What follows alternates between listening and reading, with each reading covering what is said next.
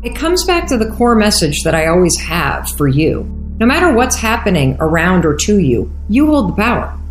Because you always have the power to have an honest conversation. You always have the power to discuss how things are impacting you. You always have the power to make requests. And you certainly have the power to draw boundaries. And you also have the power, by the way, if the culture gets worse and worse, or you just are tired of it because it's not changing, to go find a different job. The power is always in you. And I think that's something that's so important to constantly remind yourself. I get that I don't like where I am, but what could I do to change it? How can I change how I think about this? And I'm telling you right now, you know this. The second you start changing how you think about a situation, the situation changes. The second you start changing how you think about what your options are, you start to see them. The second you stop thinking that you're stuck or that you're a victim and you start thinking about how you solve something, you start to see solutions. And so the answer is always in you. I know that in this next chapter that I consciously create, I want to have more fun. I really want to love the process. Yeah. I don't want to make it so hard on myself and be gripping everything so tight.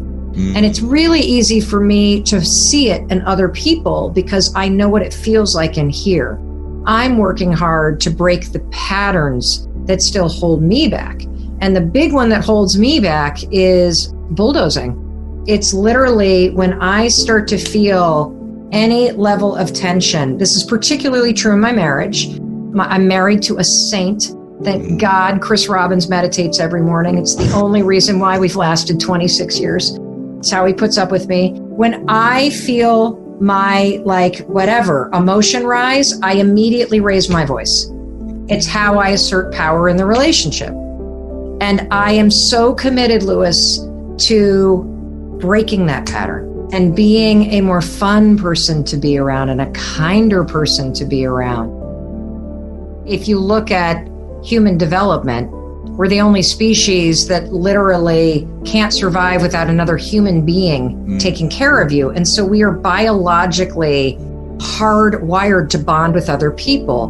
From the very beginning of when you come out, bonding with somebody else and making sure they pay attention to you is your survival imperative. So you are born needing somebody else. And I think what ends up happening is there's never that kind of clean break or pass off between needing your parents to take care of you, needing your friends' approval to fit in, to truly having ownership over giving yourself what you didn't get, giving yourself what you needed.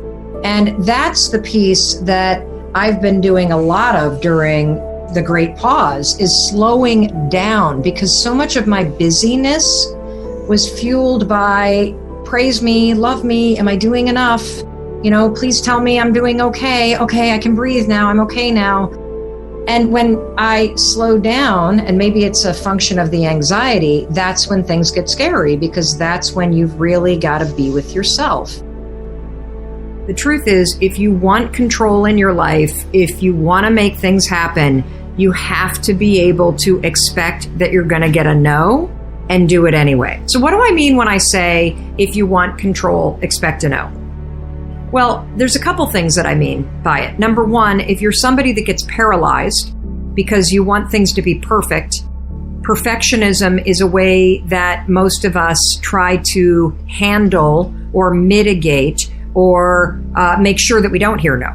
We assume that if we're perfect, everything's going to go okay. And so we spend all of our energy thinking about our dating profile, or thinking about the business plan, or thinking about how to make things perfect. And the reason why we do that is we're terrified to hear no. We're terrified to put something out there that's not perfect, because if it's not perfect, you might get a no. One of the better ways to handle this is to actually expect a no. You know, I saw the most incredible quote by our friend Faustina over in Australia. She's a very famous DJ and friend of ours from Australia. And she put out the most amazing quote, and I'm going to get it totally wrong, but it's something like this. You have to be yourself, because how else are the people who are looking for you going to find you?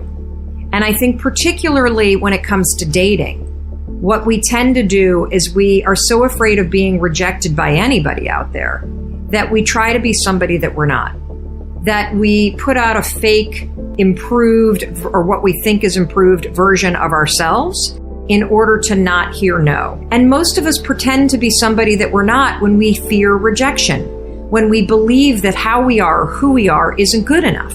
And so that's why it's so important for you to understand that you have to be willing to hear a no. You have to be willing to hear a no from the wrong people so that the people that are looking for you can find you, so that the people who want to be part of your business can be part of your business. If you're putting a fake person out there or a pretend perfect person out there because you think that's going to save you from rejection, you're actually screwing yourself over. Here's your new definition of passion. Passion is simply energy. That's all that it is, okay? Passion is what you feel when you are energized and excited about what you're doing, okay? I want you to think about that for a minute. I want you to think about a moment in time when you felt incredibly passionate about something, okay? And why don't you in the comments tell me where are you watching from, and tell me about a moment in time when you felt incredibly passionate about what you were doing, about where you were, about the people that you were with. Describe that moment for me, because when you start to really investigate passion as energy, this is what you're going to discover. Those moments when you were super passionate, like I'm sure my kids would write down when they're doing community theater with all their friends. I would write down whenever I'm doing any kind of creative project with my team, I'm incredibly energized. Whenever I'm doing group exercise stuff, climbing a mountain, doing a 5K race, doing some sort of walkathon, I'm incredibly energized by that. Whenever I'm doing some sort of creative project, incredibly energized by that. Whenever I'm working with our video team, incredibly energized by that. Whenever I am coaching someone or giving advice, I am incredibly energized by that. And so what I want you to understand is that if you look back on your life, you have had moments where you have felt passion. Now, I'm being very deliberate in how I'm talking this morning on Coffee Talk because passion is a huge topic for so many of you. And you've been so focused on trying to figure out what job is going to make me passionate. What job is my passion? What is my purpose on the earth? I'm going to tell you what your purpose on earth is right now. Your purpose on earth is to figure out how to align your life so that you feel more energized and excited by it. That's it. And it begins with you following the energy and following your natural enthusiasm. You're not going to think your way to passion. You can't think your way to finding something that you feel in your heart. It doesn't work that way. You got to feel your way into it. It's inside of you. Do you understand? There's no passion out there somewhere. The passion is in here. And so what you have to do first is you've got to stop thinking that you're going to find it somewhere. And you've got to realize that passion is about unlocking something that's already in you.